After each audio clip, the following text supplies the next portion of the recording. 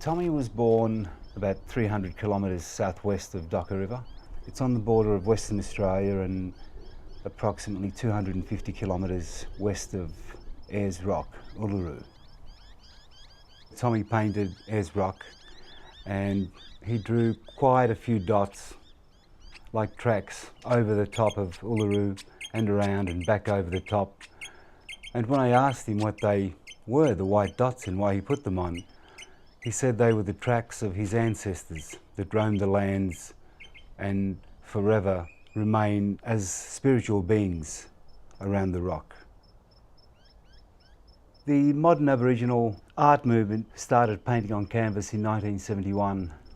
It was started by Dr. Jeffrey Barden, who was a school teacher out here in the early 70s and rounded up quite a few of the senior men and the elders and asked them to paint their stories on small boards with acrylic paints. Dr. Jeffrey Barden's motivation was to have some sort of record of their dreamings, their culture, their stories.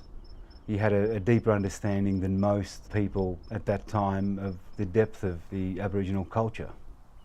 That was the birth of the movement. 25 to 30 elders started painting, and then their families started painting, and then the next generation started painting. Most of Tommy's paintings depict the area where he was born, raised, his mother's country, and the areas that he roamed as a teenager and a young man. He spent quite a few years in the desert, wandering from waterhole to waterhole, living totally in the traditional way.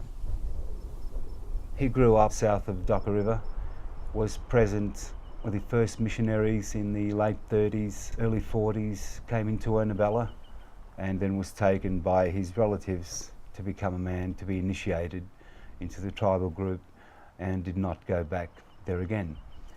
They travelled west to other communities and then ended up in Docker River, Kaltukatjara. There was word, and it spread very quickly, that he had a special talent, and his family packed up from the communities and came to Alice Springs and started selling his works quite cheaply in the beginning.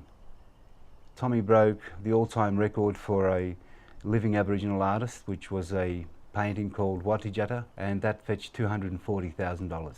From then on, Tommy has broken every conceivable record in Aboriginal art for a living artist. Tommy lives in his mind and sees life through the lens of his ancestors.